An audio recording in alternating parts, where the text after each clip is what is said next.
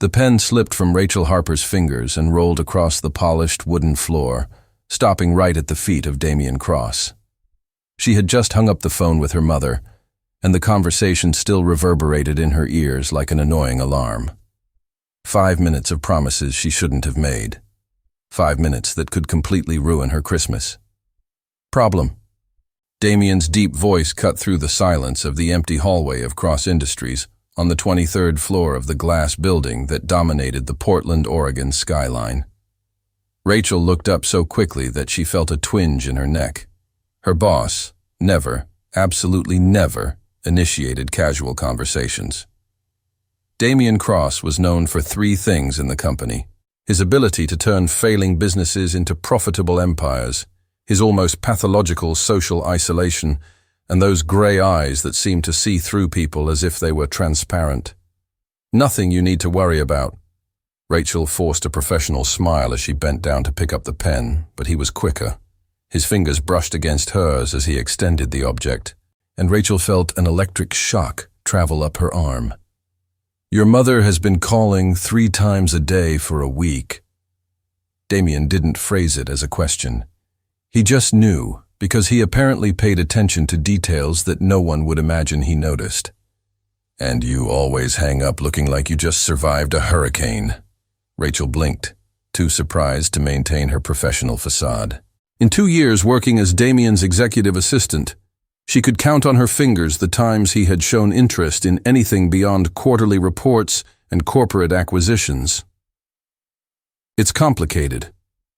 She slammed the pen into the drawer harder than she intended. Frustration was starting to leak out, and fighting against it felt futile at that moment. My family has this collective obsession with my relationship status, or rather, with my lack of one. Damian said nothing, just tilted his head slightly, the way he did when analyzing a particularly complex business proposal. Rachel felt studied, cataloged, evaluated. And I made the mistake of lying. The words came out before she could censor them. Maybe it was the exhaustion from the past few weeks, or the fact that holding it in was eating her alive. I said I was seeing someone special, someone I would bring to Christmas dinner in Salem, at my family's house. And now everyone expects to meet this wonderful man who doesn't exist because the idiot I was actually dating broke up with me 3 days ago via text. The silence that followed was so heavy that Rachel seriously considered faking a heart attack to escape the situation. She had just dumped her pathetic personal life at the feet of a billionaire who probably thought family problems were things that ordinary people dealt with while he built empires. Just pretend it's me. Rachel was sure she had heard wrong. Excuse me. Damian crossed his arms, and for the first time since she had known him, something that could be mistaken for hesitation crossed his face. I said to pretend it's me, your boyfriend, to your family. Rachel's world seemed to tilt slightly on its axis. You're joking. I never joke. He walked over to the panoramic window of his office, hands in the pockets of his perfectly tailored pants. Below, Portland stretched out in a tapestry of lights that were beginning to flicker on in the December twilight. My situation isn't much different from yours. My mother has decided that at 36, I should at least have a partner interested in something beyond my bank account. She's threatening to sign me up for dating apps as a Christmas gift. Rachel couldn't help a nervous laugh. The image of Damian Cross swiping profiles on Tinder was so absurd that it bordered on surrealism. I don't see what's funny. But the corner of his mouth curved almost imperceptibly. Almost. Sorry, it's just that... Rachel shook her head. Are you really suggesting we pretend to be in a relationship? To fool our families? I prefer the term mutually beneficial arrangement. Damian looked back at her, and Rachel felt that disconcerting sensation of being analyzed again. You need a presentable boyfriend for your Christmas dinner. I need to convince my mother that I'm in a stable relationship before she decides to interfere even more in my personal life. It seems like a simple solution. Simple. Rachel wanted to laugh again, but something in Damian's serious expression stopped her. He was serious. Completely, absolutely serious. And how exactly would that work? She heard her own voice asking the question, as if it belonged to someone else.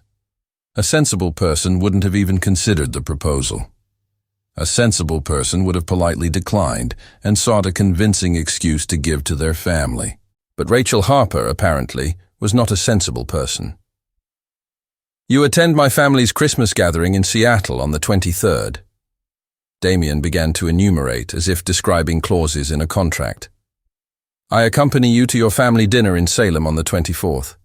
We keep the story consistent, behave convincingly, and after the holidays, we discreetly end it. Behave convincingly." Rachel repeated the words, feeling their weight.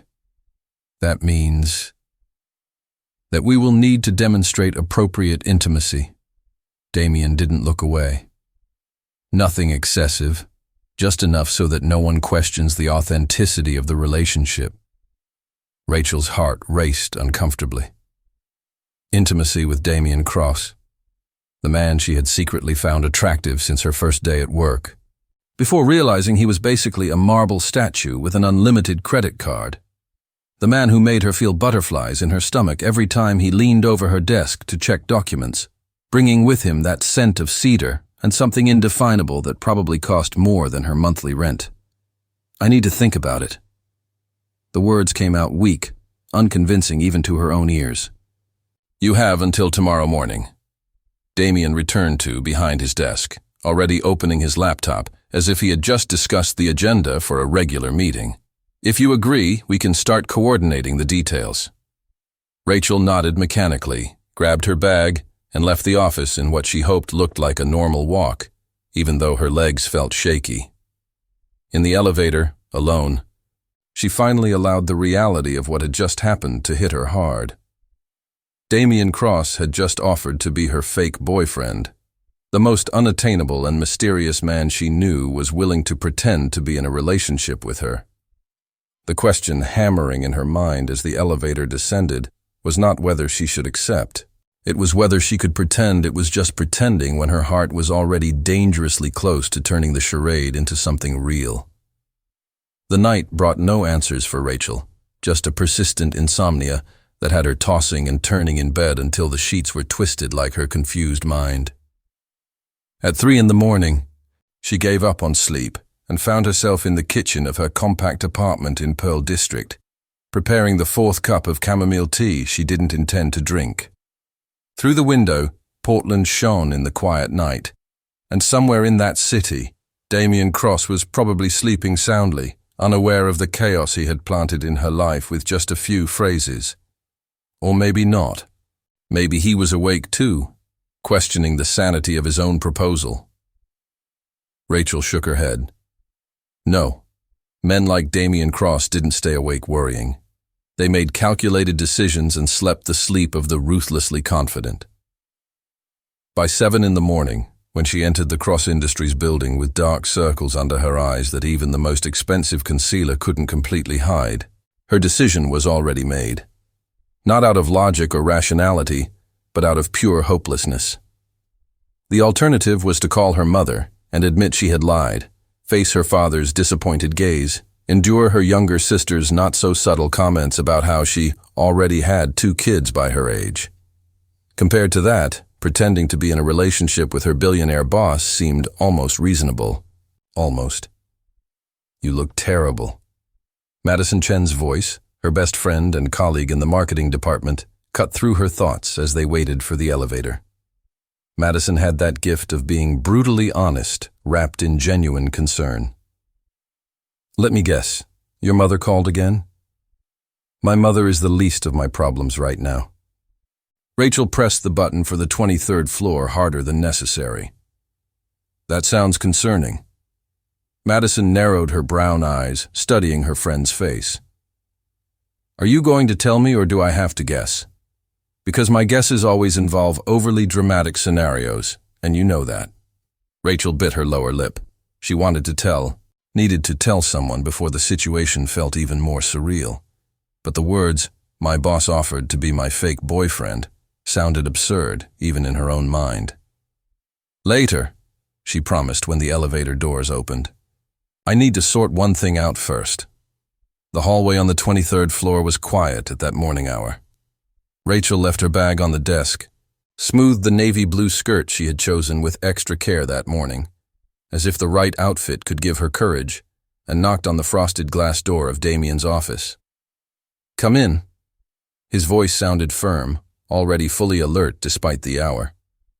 Damien was behind the desk, as always, but something was different. He wasn't wearing a tie, and the first button of his white shirt was undone, revealing a small patch of skin that Rachel forced herself not to look at. His dark hair, usually impeccably styled, was slightly disheveled, as if he had run his fingers through it repeatedly. Maybe he wasn't sleeping as soundly as she had imagined. "I accept," Rachel said before she could reconsider. "Your arrangement. I accept." Something passed over Damien's face, too quick for her to identify, but she could have sworn it was relief. "Good." He gestured to the leather chair in front of the desk. "Sit down. We need to establish parameters."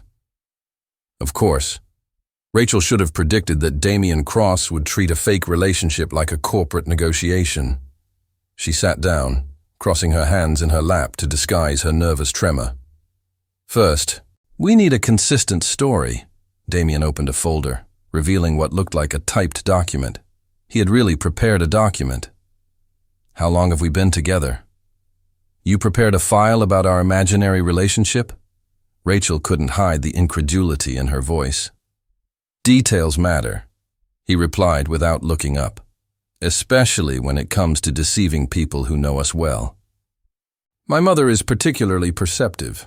Any inconsistency and she will find out." Rachel sighed. "Okay.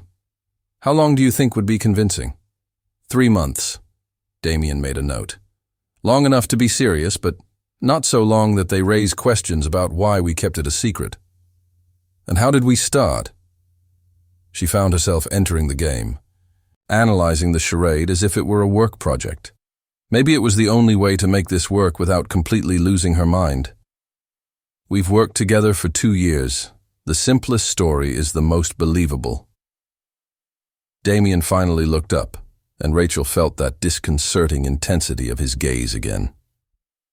"We started as colleagues. The closeness led to attraction, and we decided to keep it discreet for professional reasons." "And when did we decide to go public?" "Now. Christmas seemed like the appropriate time to introduce each other to our families." Rachel nodded, trying to absorb the narrative they were building. It was plausible, she had to admit. Almost too believable, which was disturbing in a way she preferred not to analyze. "We need to know details about each other," Damien continued, sliding the document across the table. Rachel picked it up and saw a list of questions. Birthday, favorite food, favorite movie, fears, dreams. The list went on for 2 whole pages. "Study this. Our families will certainly ask questions." "You are taking this very seriously," Rachel murmured, scanning the questions with her eyes. "If it's worth doing, it's worth doing right." He leaned back in his chair, and Rachel noticed for the first time the lines of tension around his eyes. "My mother is not easily fooled. She built a public relations empire from scratch. Reading people is what she does best." There was something in his voice when he mentioned his mother, a layer of complexity Rachel hadn't expected. It wasn't exactly resentment, but it wasn't the typical warmth of someone talking about family either. "And your father?" she found herself asking, curiosity overcoming professional caution. "He died when I was 17, Damien replied flatly, with no apparent emotion, but Rachel noticed how his hand tightened around the pen. "My mother raised my younger brother and me alone while expanding the business. That's why she's particularly insistent about family and relationships. She sacrificed much of her personal life and doesn't want me to do the same." Rachel felt something tighten in her chest. There was a layer of Damien Cross she had never seen before, a vulnerability carefully hidden beneath the impeccable corporate exterior. "My family is different," she offered, feeling she should share something in return. "My parents are still together, happy as far as I can tell. My younger sister, Gabriella, is married to a dentist, and has 2 kids. I'm the walking disappointment for not following the script." "You are not a disappointment," Damien said with a firmness that surprised her. "You are the executive assistant of one of the fastest-growing companies on the West Coast. You graduated in business from the University of Oregon. You speak 3 languages. Any parent should be proud of that." Rachel blinked, shocked. "You know I speak 3 languages? I read the resumes of the people I hire," he replied as if it were obvious. "And you speak Spanish on the phone with international suppliers and French at that cafe you visit on Thursdays." He noticed. Damien Cross, whom she believed was so immersed in spreadsheets and acquisitions that he barely knew she existed as a person, noticed which cafe she frequented and what languages she spoke. "I didn't know you paid attention." The words came out soft, almost shy. Something changed in his expression, a crack in the professional armor. "I pay attention to everything that matters to this company." A pause. "And you matter." The air between them seemed to crackle with electricity. Rachel wondered if he could hear her heart racing, if it was as obvious as it seemed that those simple words had affected every nerve ending in her body. "We need to have dinner together tonight." Damien broke the moment, returning to a professional tone, although Rachel swore she saw a slight flush on his cheeks. To review the details and get used to each other's presence in a non-professional context. "Dinner," Rachel repeated, her mind still processing that he thought she mattered. "There's an Italian restaurant in Northwest District, Lucia. I'll reserve a table for 8. He was already typing on his phone. "Wear something casual. We need to look like a normal couple." "Normal?" Rachel almost laughed. There was nothing normal about the situation she had put herself in. Pretending to be in a relationship with her boss, having dinner alone with him, learning to demonstrate convincing intimacy. It was completely uncharted territory, dangerous in ways she was beginning to understand. "Okay." She stood up, holding the document with the questions.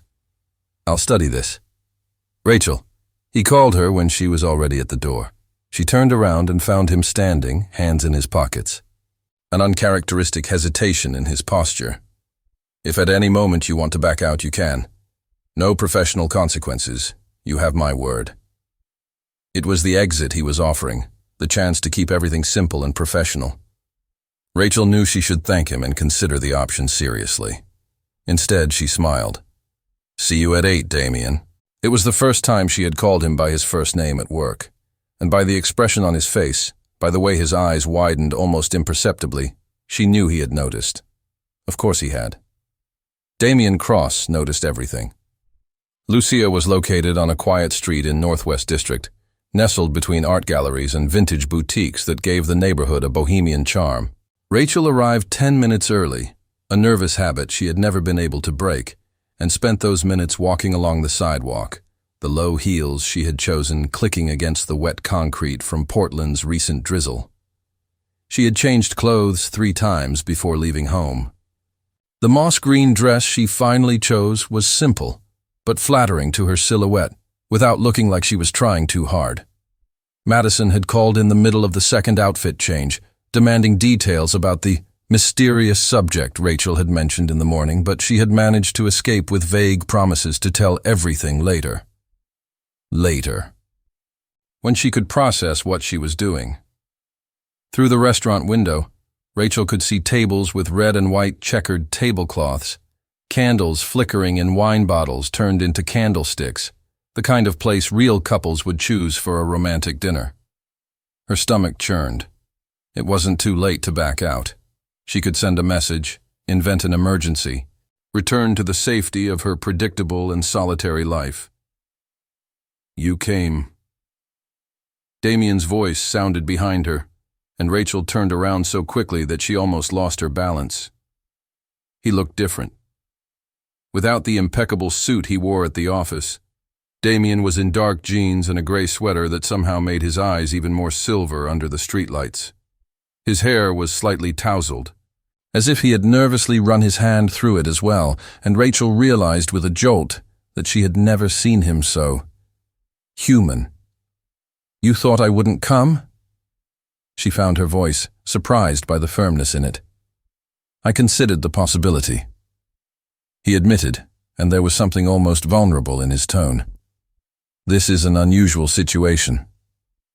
Unusual is an understatement, Rachel murmured, but smiled and saw his shoulders relax slightly. Inside the restaurant, the host guided them to a corner table, intimate without being claustrophobic. Damien pulled out the chair for Rachel, an old-fashioned gesture that caught her off guard.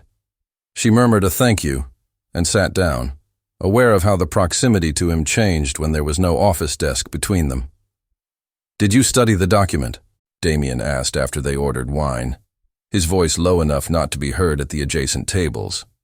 I memorized it, Rachel confirmed, pulling out her phone and opening the notes she had typed. You were born on March 15th. You cheer for the Seattle Seahawks, even though you think American football is statistically predictable. You are allergic to shellfish, and you have a scar on your left knee from when you fell off your bike at 9 years old. Something passed over Damien's face, an expression she couldn't identify. You really memorized that. You said details matter, she shot back, taking a sip of the Chianti the waiter had served. The wine was good, full-bodied and rich, the kind of choice that revealed Damien's refined palate. Now you. He studied her for a moment, and Rachel had the disconcerting feeling of being photographed, every detail captured and archived in that analytical mind. Rachel Marie Harper, 28 years old, born on August 12th in Salem, Oregon, the middle child of 3 sisters, graduated in business administration from the University of Oregon, fluent in English, Spanish, and French. Allergic to birch pollen, not shellfish as you mistakenly informed HR on your first day of work because you were nervous and confused the questions on the form. Rachel was taken aback. How do you know that? I told you I read resumes. He took a sip of his own wine, his eyes never leaving hers. And you ordered shrimp at last year's company anniversary corporate lunch. You remember what I ate at a lunch a year ago? I remember many things about you, Damien said simply, and there was something in his voice that made Rachel's heart race dangerously. The waiter returned to take their orders, breaking the moment. Rachel chose mushroom risotto without really processing the words on the menu, too aware of the intensity of Damien's gaze. The way his fingers lightly drummed on the wine glass, a rare sign of nervousness. We need to establish physical boundaries, he said after the waiter left, his voice taking on the professional tone Rachel recognized from business meetings. But there was an underlying tension that wasn't present in the conference rooms. For the charade to be convincing, there will need to be contact. Hand-holding, casual hugs, perhaps. Kisses? Rachel completed when he hesitated, surprised by her own boldness. Maybe it was the wine, or perhaps it was the surreal nature of the situation that made her daring. Yes. The word came out grave, loaded. Nothing excessive, just enough to seem natural. And where do you draw the line between natural and excessive? She heard herself asking, fascinated by the way his jaw tightened. We can establish signals, Damien replied after a moment. If either of us feels uncomfortable, we have a code, a word or gesture that means we need space. It was sensible, professional, exactly the kind of methodical approach she would expect from him. But Rachel couldn't ignore the small pang of disappointment. A secret, irrational part of her wanted him to say there would be no limits, that they could let the chemistry between them flow naturally. Except there was no chemistry. This was work, a mutually beneficial arrangement, as he had said. Banana, Rachel said suddenly. Damien blinked. Sorry? Our safe word, banana. She shrugged, feeling slightly foolish, but persisting nonetheless. It's ridiculous enough not to come up in normal conversations. A slow smile spread across Damien's face, transforming his serious features into something devastatingly attractive. Rachel felt her stomach do a somersault. She had seen him smile before, polite and professional smiles for clients and investors. But this was different. This was genuine, reaching his eyes and creating little wrinkles at the corners she had never noticed. Banana, he repeated, and there was humor in his voice. All right, although I hope we don't need to use it. The food arrived, and the conversation drifted to safer territory. Damien asked about her family, and Rachel found herself recounting childhood stories from Salem, summer vacations on the coast, the complicated dynamic of being the middle child who was never as responsible as the oldest, or as charismatic as the youngest. He listened with genuine interest, asking questions that revealed he was truly processing what she said. And you? Rachel ventured when she finished her story about accidentally setting her mother's kitchen on fire trying to make a surprise cake at 12. What was it like growing up in Seattle? Damien's expression closed slightly, like blinds coming down over windows. Lonely, he said after a pause. My father died in a car accident when I was 17. My brother Alex was only 12. My mother threw herself into work to cope with the pain and keep the business running. I took on much of the responsibility for taking care of Alex. That must have been hard, Rachel said softly, resisting the urge to reach out and touch his hand across the table. It was necessary, he replied, but there was a layer of long-buried resentment in his words. Alex is a doctor now in Boston. Successful, happy. It was worth it. And you? She gently pressed. Are you happy? Damien stared at her for a long moment, and Rachel saw something unfold in his eyes, a raw honesty he rarely allowed. I am successful. That's what matters. That's not the same thing. No, he agreed, but it's easier to measure. The restaurant around them had filled up, the murmur of conversations and the clinking of cutlery creating a bubble of intimacy at their corner table. Rachel realized she had leaned in closer, that the distance between them had diminished without her consciously noticing. Damien seemed to have noticed too, his eyes briefly dropping to her lips before returning to meet her gaze. We need to practice, he said suddenly, his voice husky. Practice what? Rachel asked, though she already knew the answer. Physical contact, so it doesn't seem forced when we're with our families. He extended his hand across the table, palm up, an invitation. We'll start simple. Rachel looked at his hand, the long, elegant fingers, the nearly invisible scar near his wrist that he had never mentioned in the document. It was just a hand. Touching it shouldn't be a big deal. But when she placed her hand in his, feeling his fingers close around hers, the world seemed to tilt slightly. The warmth of his palm against hers, his thumb absently tracing circles on the back of her hand, was more intimate than any kiss she had ever shared with her ex-boyfriend. It was terrifying and exhilarating all at once. See? Damien said softly, his eyes locked on hers. Natural. But it didn't feel natural. It felt dangerous, like balancing on the edge of something that could change everything. Rachel swallowed hard, forcing a smile. Completely natural. She agreed, the lie slipping easily from her lips, even as her heart raced so loudly, she was sure everyone in the restaurant could hear it, especially Damien, who still held her hand as if it were the most natural thing in the world, as if he hadn't just turned her life upside down with a simple touch. And when he finally let go to grab the check, Rachel felt the absence like a physical loss, a chill where there had been warmth. It was then she realized the truth she had been avoiding since he proposed the arrangement. Pretending to be in love with Damien Cross would be easy. Pretending she wasn't actually falling for him would be impossible. Thursday morning brought with it a biting cold that Rachel felt down to her bones as she crossed the parking lot of Cross Industries. The Portland sky was heavy with gray clouds promising snow, something rare for December in the city, and she tightened her coat around her body. Her hands trembled, but she wasn't sure if it was from the cold or the nerves that had consumed her since she woke up. Today would be the day of the company's annual charity event, an elegant cocktail gathering that brought together investors, partners, and Portland's high society, and it would be her and Damien's first public appearance as a couple. The first time they would have to sell their charade to people who knew them professionally, who had worked alongside Rachel for the past 2 years without ever suspecting any romantic connection between her and the boss.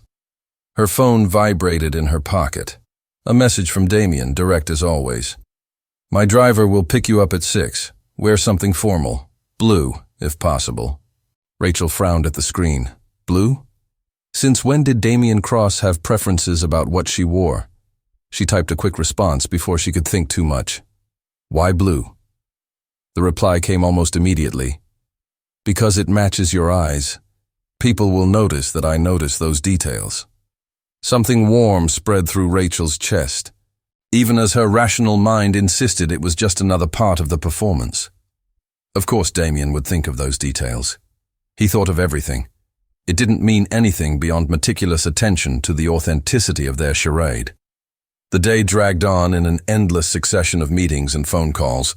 Rachel noticed Madison watching her with growing curiosity, especially when Damien appeared in the common area of the office, something he rarely did, to casually ask if Rachel wanted coffee. Madison's expression promised a full interrogation as soon as they had privacy. But privacy was a luxury Rachel wouldn't have until much later. At 5:30, she locked herself in the women's bathroom at the office with the suitcase she had brought from home, containing the navy blue dress she had bought during her lunch break in a panic. It wasn't exactly what she would have chosen under normal circumstances, perhaps a bit more revealing, with a neckline that showed more of her collarbone than she usually exposed at work. But when she tried it on in the store, she could have sworn she saw something beyond professional approval in the saleswoman's eyes. Now, looking at her reflection in the bathroom mirror, Rachel hardly recognized herself. The dress fell perfectly, the silk hugging her curves in a way that made her look confident and feminine. She had let her hair down from the clips she usually wore, allowing it to fall in soft waves over her shoulders. The makeup was more dramatic than usual, eyes highlighted with eyeliner and a shadow that made her blue eyes seem even more intense. She looked like someone who could be in a relationship with Damien Cross, someone who belonged to that world of wealth and sophistication. The phone vibrated again. "I'm in front." Rachel grabbed her handbag, checked her appearance one last time, and forced herself to leave the bathroom before panic completely paralyzed her. The hallway was empty. Most employees had already gone home. Only a few workaholics remained in their cubicles. She managed to reach the elevator without being seen, a small miracle for which she was genuinely grateful. Damien's car, a sleek black sedan that probably cost more than she would earn in 5 years, was parked in front of the building. But it was Damien who captured all her attention when he stepped out of the back seat to open the door for her. He wore a perfectly tailored tuxedo, the black fabric contrasting with the white shirt that seemed custom-made for his body. His hair was slicked back, revealing the elegant lines of his face, and when his eyes met hers, Rachel saw something in them that made her heart stop. Admiration, pure, undeniable, and absolutely devastating. "You look," Damien began, but the words seemed to fail him. He cleared his throat, and Rachel noticed with fascination that he seemed genuinely at a loss for words. Blue was an excellent choice. "You suggested it," Rachel managed to say, her own voice sounding strange to her ears as he helped her into the car. "I was right," he murmured, so low she almost didn't hear before he closed the door and rounded the car to the other side. The Pearl Hotel, where the event would be held, was only 15 minutes away, but it felt like an eternity with Damien sitting next to her in the heavy silence of the back seat. Rachel could feel his warmth, the scent of the expensive cologne he wore, something with notes of sandalwood and spices that made her want to lean closer. Her hands were crossed in her lap, and she struggled to appear calm, even though her heart was beating like a war drum. "You're nervous." It wasn't a question. Damien simply stated the fact, as he did with everything. "No." Rachel lied automatically, then sighed. "Okay, yes, I'm terrified. What if someone notices? What if we do something that doesn't seem natural? Madison is already looking at me with that face that says she knows something is going on." "Rachel." Damien's hand covered hers, large and warm, and surprisingly comforting. "Look at me." She obeyed, turning her head to meet those gray eyes that always seemed to see far more than she intended to reveal. "We're two intelligent adults pretending something that, honestly, shouldn't be that hard to simulate," he said, his thumb absently tracing circles on the back of her hand, a gesture she suspected he didn't even realize he was doing. "We've spent almost every day together for 2 years. We know each other's mannerisms, preferences, habits. All we need to do is add a layer of physical affection to what already exists." It was logical, rational, exactly the kind of methodical analysis Damien would apply to any business problem. But there was something more in his voice, an underlying tension that contradicted the calm of his words. "And what if I don't know how to do that?" Rachel admitted quietly. "My last relationship barely had public displays of affection. Greg thought it was embarrassing to hold hands in public. Greg was an idiot," Damien said with such conviction that Rachel couldn't help but let out a nervous laugh. "And yes, you know how to do this. You're already doing it." Rachel looked down and realized that her fingers had intertwined with his naturally, that she was holding his hand as if she had been doing it for years, as if it were the most natural thing in the world. "See," he said softly. "Natural." Before Rachel could respond, the car stopped in front of the hotel entrance. Through the window, she could see the red carpet, the photographers who always showed up at these charity events, the elegantly dressed people entering the ballroom. Her stomach twisted. "Ready?" Damien asked, and there was something in his tone that made her realize he was nervous too, no matter how much he tried to hide it. "No," she admitted, "but let's do it anyway." He smiled, that rare and devastating smile that completely transformed his face. "It's exactly that attitude that makes you an excellent executive assistant." The driver opened the door on Damien's side, and he stepped out first, turning to extend his hand to Rachel. When she took it and got out of the car, camera flashes exploded around them. Rachel blinked, momentarily blinded, but Damien's hand was firm in hers, anchored and secure. "Mr. Cross, who is your companion?" one of the photographers shouted. Damien didn't answer immediately.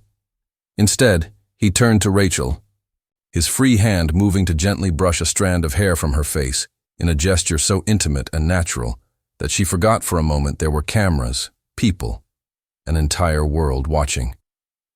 "She is mine," he said simply. But there was a weight to the words that made Rachel's heart leap. Then, for the photographer, louder, "This is Rachel Harper, and yes, we are together." The murmur that ran through the photographers and nearby guests was immediate. Rachel could feel the stares, the speculation, the surprise. Damien Cross, the reclusive billionaire who had never been seen publicly with anyone, was declaring a relationship. It would be headline news tomorrow, she was sure. "Breathe," Damien murmured in her ear as he guided her along the carpet, his hand firm on the curve of her back. "You're doing perfectly." But Rachel didn't feel perfect. She felt exposed, vulnerable, completely out of her element. Inside the ballroom, the situation only worsened. The event was already in full swing, soft music playing as waiters circulated with trays of champagne and canapés. Rachel recognized executives from partner companies, investors she had seen on video calls, even some board members from cross-industries. They all seemed to be watching her and Damien with barely concealed interest. "Damien," a female voice called, and Rachel turned to see a tall, elegant woman approaching, wearing an emerald green dress that probably cost more than Rachel's 3-month rent. She had that polished beauty that came from expensive cosmetic procedures and personal trainers, perfectly styled blonde hair, and a smile that didn't reach her cold eyes. "What a surprise to see you here with someone." "Victoria," Damien replied, and Rachel noticed a tension in his voice. "This is Rachel Harper, my girlfriend. Rachel Victoria Ashford, marketing director of Ashford and Associates."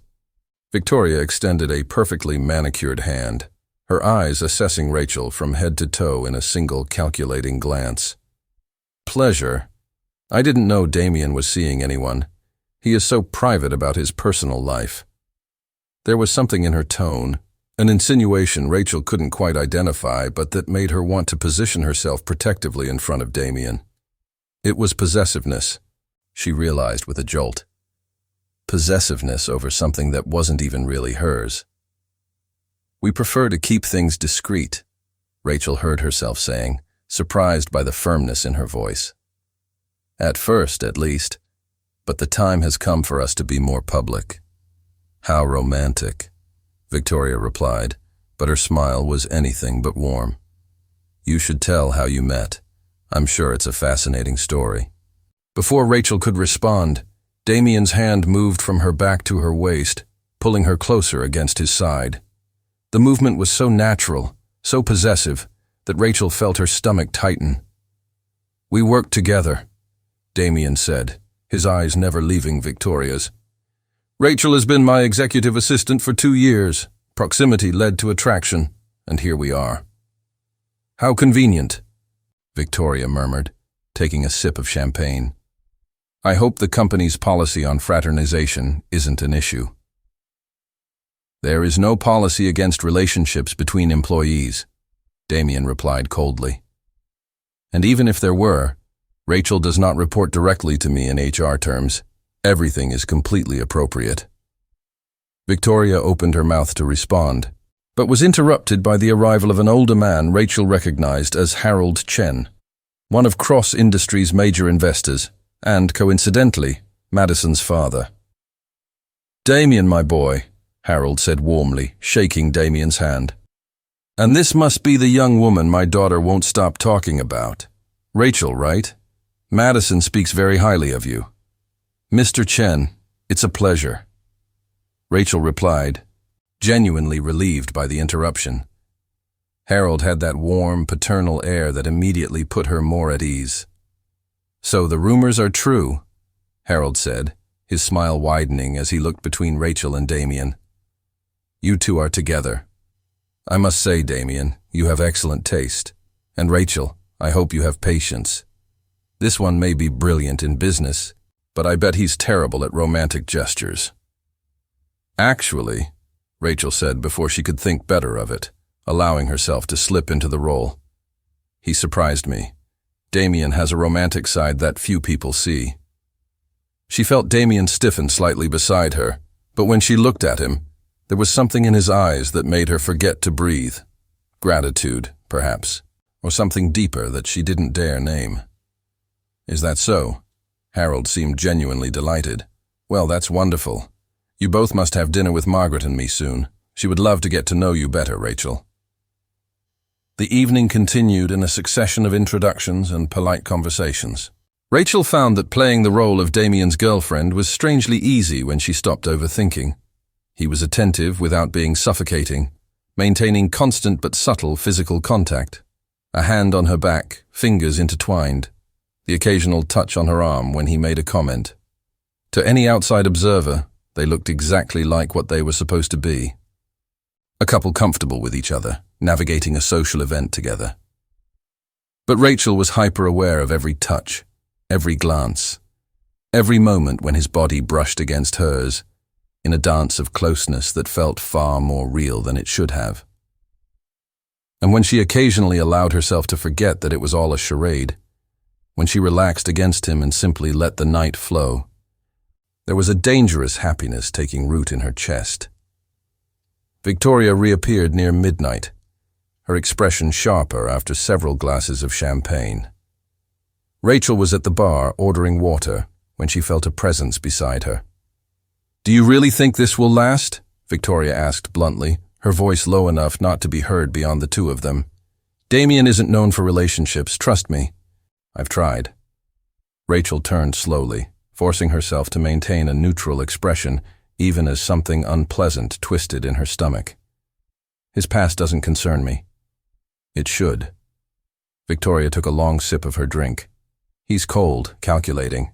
Everything for him is a business transaction. Even you, eventually, will just be another item on his spreadsheet." The words hit deeper than Rachel would like to admit, because they echoed her own fears. Wasn't that exactly what she already was? A convenient transaction, a mutually beneficial arrangement to solve family problems. Rachel. Damien's voice cut through her spiraling thoughts. He appeared beside her, his hand automatically finding the curve of her waist.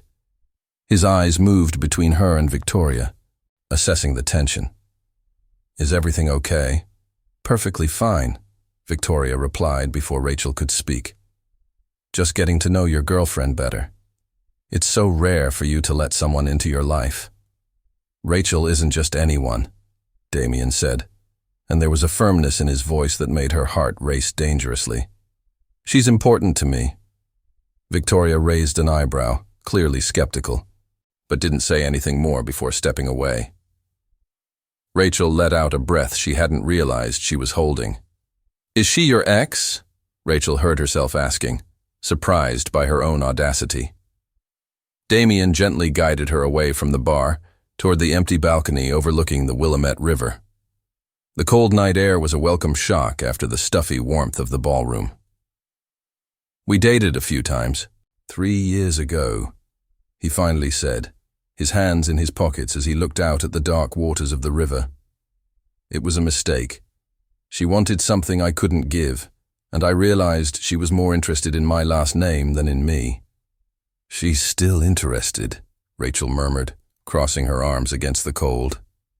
Damien turned to her, studying her face with that intensity that always left her breathless. Are you jealous? No, Rachel replied too quickly, and by the way his lips curved, he didn't believe her for a second. Okay, maybe a little, but only because it's part of the role, right? Girlfriends get jealous. Right, Damien agreed, but there was something in his voice that suggested he wasn't entirely convinced it was just acting.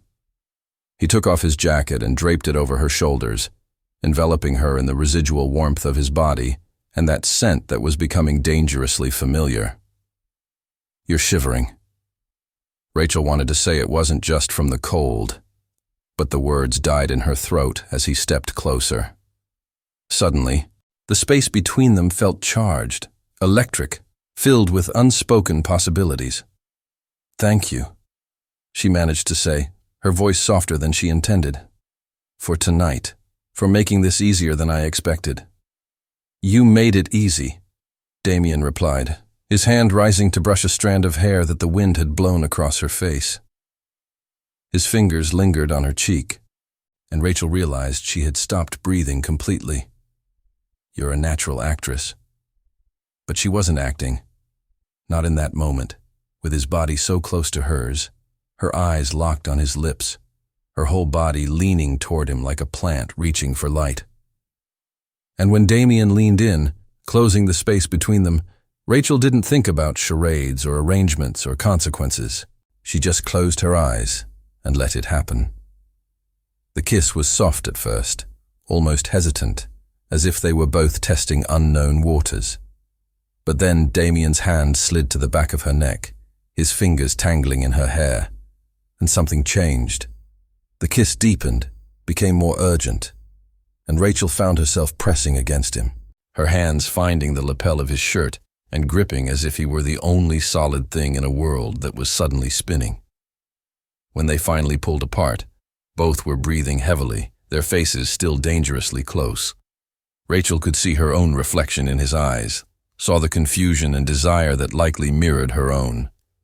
That was, Damien began, his voice hoarse, part of the charade.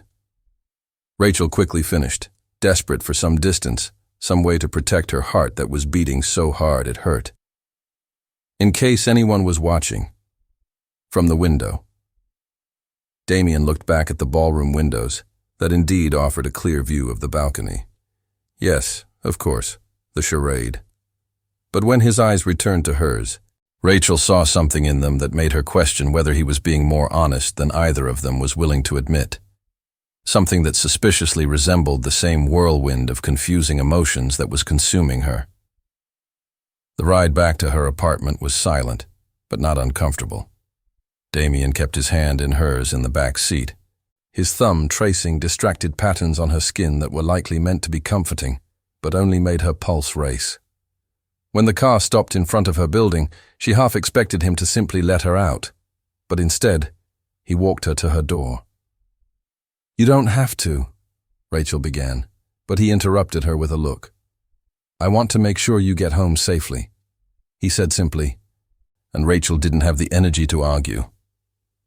In the hallway on the 3rd floor, standing in front of her door, the reality of the night finally hit her.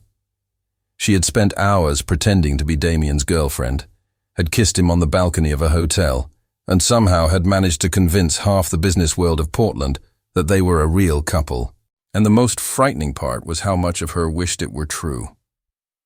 "Seattle is on Saturday," Damien said, hands in his pockets, a posture she was beginning to recognize as his equivalent of nervousness. "Dinner with my family. Are you still willing?" Rachel knew she should say no. She should end it before the lines between fiction and reality became even more blurred. But when she looked at him, she saw something in his expression that stopped her. Vulnerability, perhaps. A need that echoed her own. "Of course," she said, surprising both of them. "After all, we have a deal." Something passed over Damien's face, too quick for her to identify.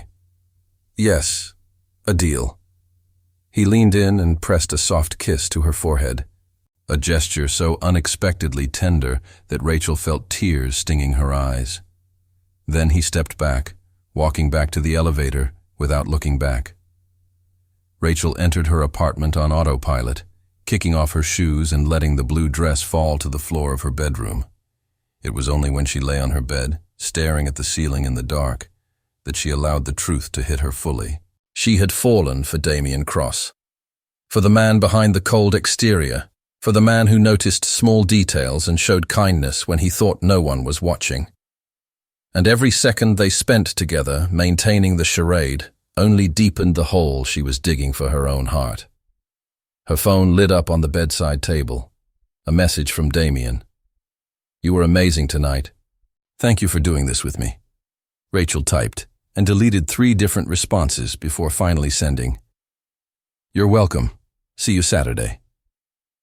But what she really wanted to say was something much more dangerous, something that would have changed everything between them. So she buried the unspoken words deep, where they couldn't cause harm, and tried to convince herself that she could survive a few more weeks of pretending before she had to face the truth. The truth that some things, once pretended, could never be undone. The road between Portland and Seattle stretched gray under the heavy December sky as Rachel watched the landscape pass by the car window. Damien drove in concentrated silence, his fingers occasionally drumming on the steering wheel in a rhythm she was beginning to recognize as a sign of nervousness. They had left early, at 6 in the morning, to make it in time for lunch with his mother, and the tension in the air was so thick that Rachel could feel its weight on her shoulders. "Are you okay?" She finally broke the silence, turning to observe his profile. The morning light made his features even more striking, accentuating the strong line of his jaw and the seriousness in his gray eyes. "My mother is intense," Damien replied without taking his eyes off the road. "She's going to analyze you, ask questions that seem casual but are calculated. It's what she does for a living, reading people, and she knows all my behavioral patterns." Rachel bit her lower lip, the anxiety that had been dormant during the drive waking up with full force. "Are you saying she's going to figure it out?" "I'm saying we need to be very convincing." He finally glanced at her briefly before returning his attention to the road. "More convincing than we were at the charity event." The charity event. Rachel felt her face heat up as she recalled the kiss on the balcony, how their bodies had fit together perfectly, how she had completely forgotten for minutes that it was all a charade. They hadn't discussed it since then, dancing around the subject as if ignoring it could undo the intensity of the moment. "About that kiss," Rachel began, but Damien interrupted her. "It was necessary. Part of the performance." His voice was carefully neutral, but Rachel noticed how his fingers tightened on the steering wheel.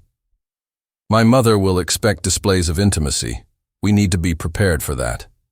"Of course. The performance." Rachel forced herself to nod, pushing down the disappointment that threatened to emerge. What did she expect him to say? That the kiss had meant something to him too? That he felt the same confusion of blurred lines between fiction and reality?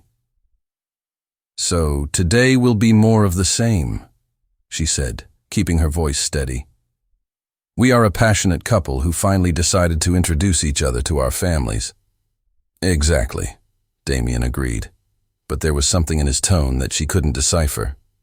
"Just be yourself, Rachel. That will be enough." Eleanor Cross's house in Queen Anne was exactly what Rachel would expect from the matriarch of a public relations empire. Elegant, imposing, and perfectly decorated. The three-story Victorian mansion dominated the tree-lined street, its walls painted in a sophisticated grey-blue that somehow managed to look both inviting and intimidating at the same time. Rachel felt her stomach twist as Damien parked in the circular driveway. "Last chance to back out," he said softly, his hand finding hers over the center console. The touch was warm, comforting, and Rachel allowed herself to absorb his strength for a moment before responding. "We're in this together." She squeezed his fingers. "Let's fool your mother together."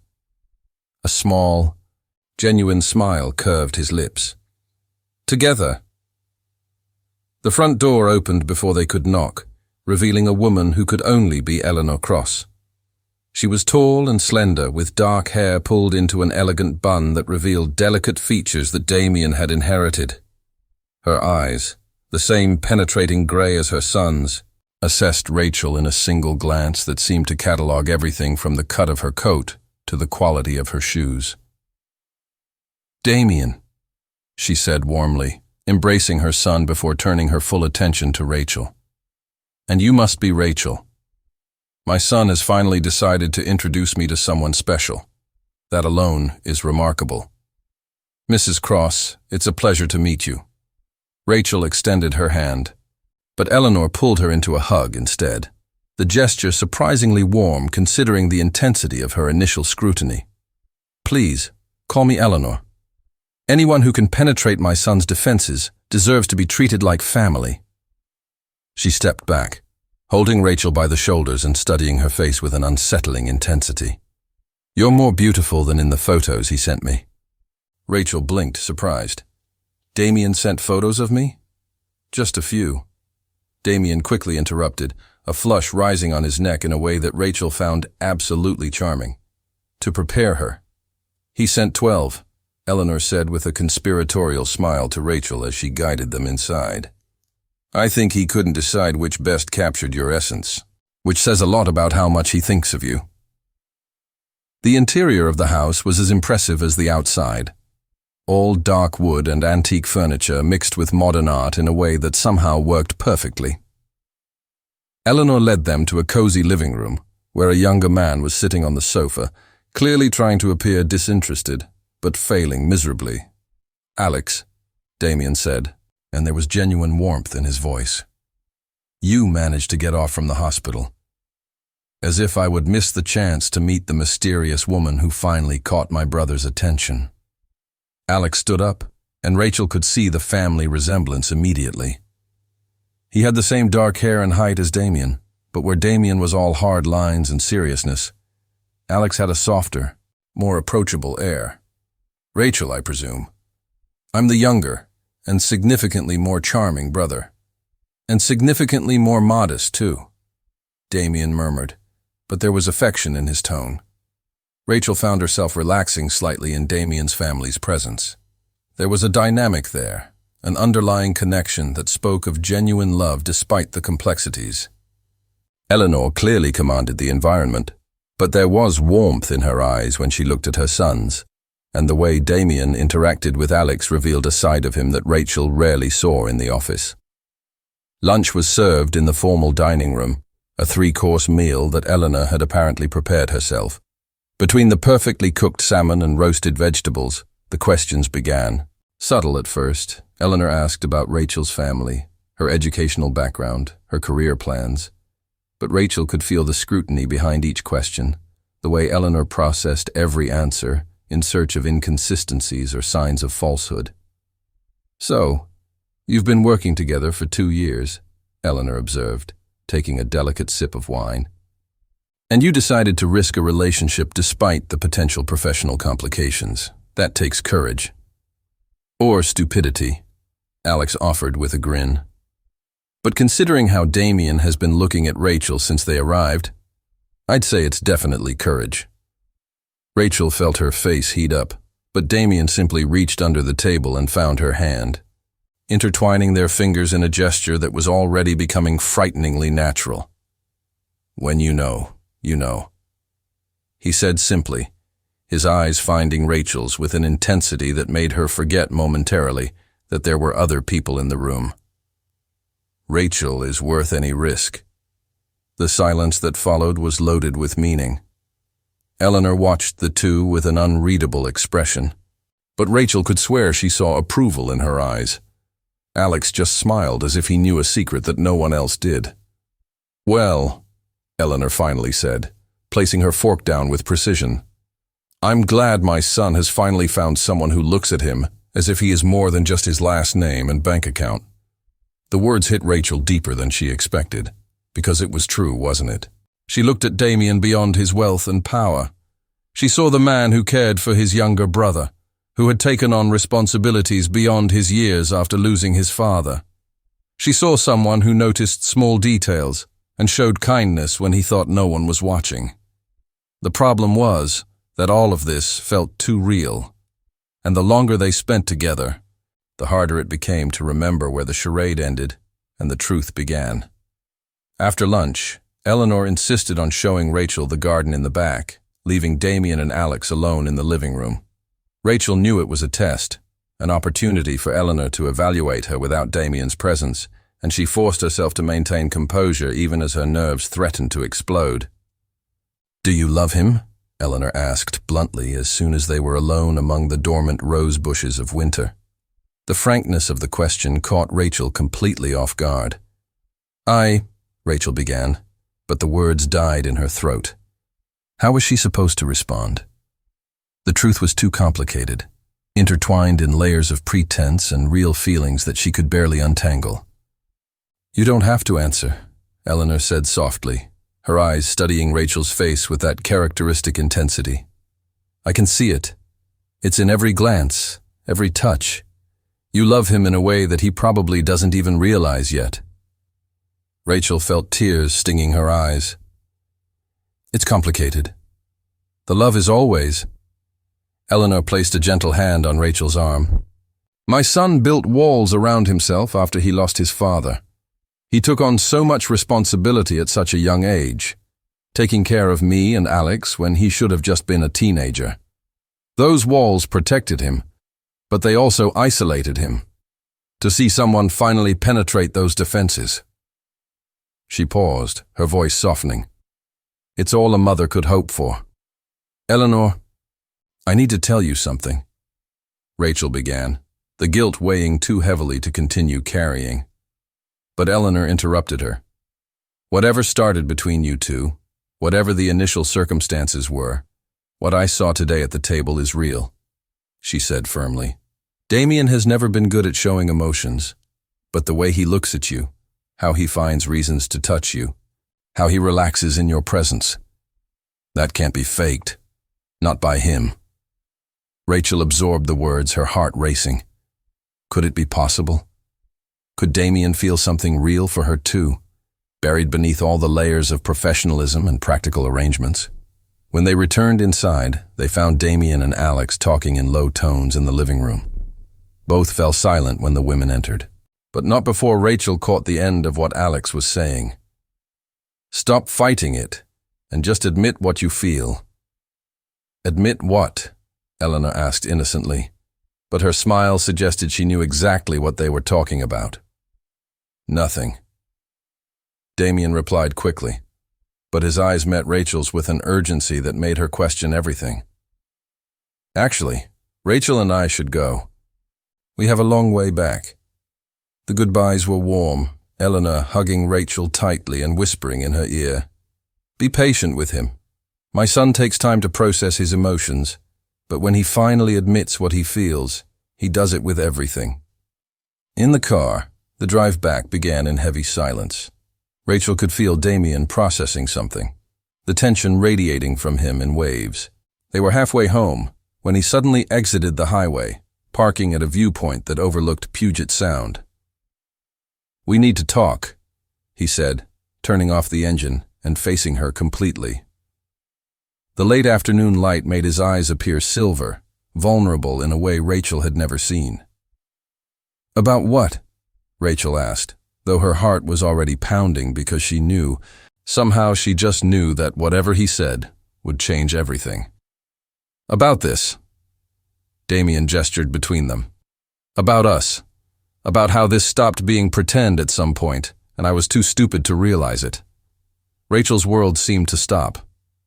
"What are you saying?" "I'm saying my mother called me a lovesick idiot." He ran a hand through his hair, frustrating its perfection. "And Alex agreed.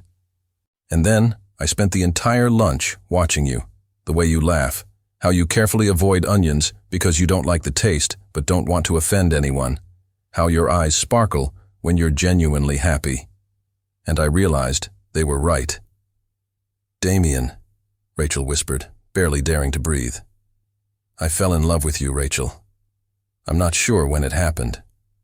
Whether it was when you corrected my grammar on a report without fear of the consequences, or when you brought coffee for everyone in the office during that hellish day in September, or in one of the 1,000 little moments between then and now. But it happened. And pretending to have a relationship with you only made it painfully obvious how much I want the real version." The tears Rachel had been holding back finally overflowed, rolling freely down her cheeks. "You're an idiot!" Damien looked devastated. "I know it's probably too late, that I messed everything up with this farce, but I needed to." "No," Rachel interrupted him, laughing through her tears. "You're an idiot because I fell in love with you months ago, long before you suggested this insane arrangement, and every second pretending only made it harder to keep the truth." The relief that washed over Damien's face was so profound that Rachel felt renewed tears stinging. So he was reaching, pulling her awkwardly across the center console, his hands framing her face. The kiss was different from anything they had shared before. There was no audience to impress, no family to deceive, just Rachel and Damien, and the truth finally free between them. His hands were in her hair, on her face, as if he couldn't decide where he needed to touch her most. And Rachel surrendered completely, pouring months of repressed feelings into every movement of their lips against each other. When they finally pulled apart, both were breathless, their faces still dangerously close in the cramped space of the car. Damien pressed his forehead against hers, his eyes closed, an expression of absolute peace softening the usually tense lines of his face. "So what do we do now?" Rachel asked softly, her hands resting against his chest, feeling his heart beating as fast as hers. "Technically, we still have to pretend for my family tomorrow. Except it won't be pretending."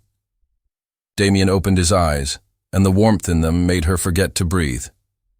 "It will just be us, being honest about what we feel." "My mom will know immediately," Rachel said, a smile beginning to form. "She has a radar for these things. She'll say she always knew, that she saw something between us from the start." "All moms say that." Damien smiled, that devastating smile that transformed his face completely. "Mine practically sang victory when we left today. Apparently, she's been planning ways to force me to socialize for months." Rachel laughed, the happiness bubbling in her chest in a way that felt almost unreal. But it was real. Damien was holding her, looking at her as if she were the most precious thing he had ever seen. And there was nothing fake about that anymore. "We need to drive back," she finally said, though the last thing she wanted was to leave the intimate bubble they had created at that viewpoint.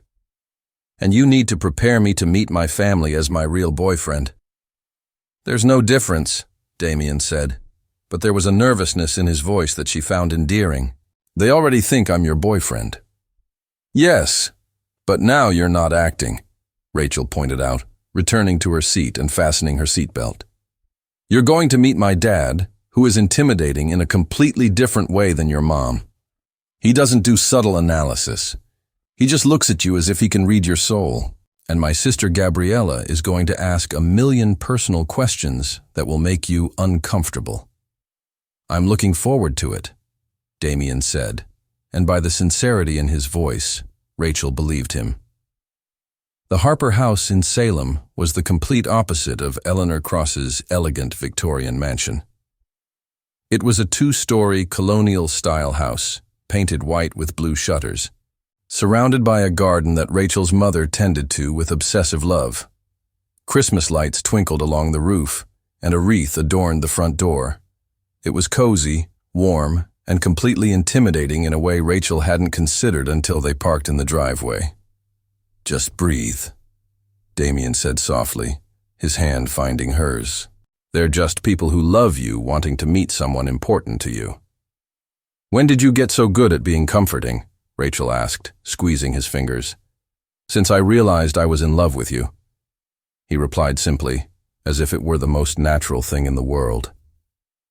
The front door opened before they could get out of the car, revealing Rachel's mother, Linda Harper, wiping her hands on an apron and practically vibrating with excitement. Rachel could see her father, Robert, just behind her, more reserved but clearly curious. And through the window, she caught a glimpse of Gabriella, with her husband Marcus and their two chaotic children. "Just breathe." Rachel echoed Damien's advice back to him, noticing how his shoulders had tensed. The introduction was a whirlwind of hugs and handshakes. Linda pulled Damien into a hug before he could even properly introduce himself, already talking about how happy she was that Rachel finally brought someone home. Robert shook Damien's hand with that firm grip that was clearly a test, his eyes assessing the younger man with the intensity Rachel had warned him about. "So you're the man who stole my daughter's heart," Robert said, his tone neutral but his eyes piercing. "With all due respect, sir," Damien replied, his voice steady and clear. "I think it was her who stole mine first." Rachel saw the corner of her father's mouth curve slightly, the closest approval he would give so quickly. Linda practically melted, her hands flying to her chest dramatically. "Oh, Rachel, he's perfect," she declared, already pulling Damien inside. Come on. Dinner is almost ready, and you need to meet Gabriella and the kids. They're so excited to meet you." The house was warm and full of life in a way that Rachel had never been able to replicate in her apartment in Portland. The aroma of roasted turkey and pumpkin pie filled the air. Christmas music played softly somewhere, and the high-pitched laughter of her nephews echoed down the hallway. It was chaotic and noisy, and completely different from the orderly world Damien inhabited. But when Rachel looked at him, expecting to see discomfort or hesitation, she found only genuine warmth in his eyes as he knelt to greet her, 5- and 7-year-old nephews, who immediately bombarded him with questions about his car and whether he had video games. "I have a video game," Damien admitted, and Rachel had to hide a smile. She had never pictured him as someone who played video games. "Maybe after dinner I can tell you about it." The boys practically exploded with excitement, and Gabriella emerged from the kitchen, an eyebrow raised in appraisal. She was 3 years younger than Rachel, but always acted like the older sister, taking on the role of unsolicited advisor in all aspects of Rachel's life. "So this is the famous Damien," Gabriella said, crossing her arms in a way that could seem defensive if it weren't for the playful glint in her eyes. "Rachel can't stop talking about you." "I don't," Rachel began to protest, but Damien interrupted her with a smile. "I hope it's good things," he said, his hand automatically finding Rachel's waist, pulling her against his side in a gesture that felt completely second nature now. "Mostly," Gabriella teased, but then her face softened. "Actually, it's the first time I've seen her really happy in a long time, so whatever you're doing, keep doing it." Dinner was a loud, chaotic event that tested all of Damien's notions of formal meals. The table was crowded, conversations overlapping, the children constantly interrupting to ask questions or tell elaborate stories. But he navigated it all with a grace that surprised Rachel. He talked with her father about investments and economics, made her mother laugh with carefully edited stories from the office, and even charmed Gabriella when he explained how he balanced work and personal life. "Honestly," he said when Gabriella directly asked how he made time for Rachel with such a demanding job, "I didn't. I was so consumed by the company that I barely noticed life happening around me." Rachel reminded me that there are more important things than acquisitions and quarterly reports. She reminded me to be human. The silence that fell over the table was filled with meaning. Linda was clearly fighting back tears. Robert looked satisfied in a way he rarely showed, and Gabriella nodded in approval. Even the kids had stopped squirming to listen. "Well said," Robert finally said, raising his glass. "A toast to my future son-in-law, who clearly has more sense than the idiots my daughters usually bring home." "Dad!" Rachel and Gabriella protested simultaneously, but they were laughing, and Damien joined in the toast with a genuine smile. After dinner, as the family moved to the living room to exchange gifts and play traditional Christmas games, Rachel found herself in the kitchen helping her mother with the dishes while Damien chatted with her father in the living room. Through the door, she could hear them discussing something about restoring classic cars, her father's passion, and she was impressed by how Damien genuinely seemed interested. "He's special," Linda said softly, handing a plate to Rachel to dry. "Different from what I expected when you said you were dating your boss." "Different how?" Rachel asked, though she already knew the answer. "He looks at you like your father looks at me. Like you're the most important thing in his world. Like he can't quite believe his luck in finding you." Linda paused, her hands resting in the soapy water of the sink. "That's how you know it's real, dear. When someone looks at you like that." Rachel felt her heart tighten. "You have no idea how long I've waited to hear you say something like that." "Why would I be mad? You found someone wonderful, even if you both took a peculiar path to get there. Love rarely happens the way we plan. Sometimes it shows up disguised as something completely different until we're ready to see it for what it really is." Rachel hugged her mother tightly, gratitude overflowing. "Thank you for understanding, for always understanding." "It's what mothers do," Linda said.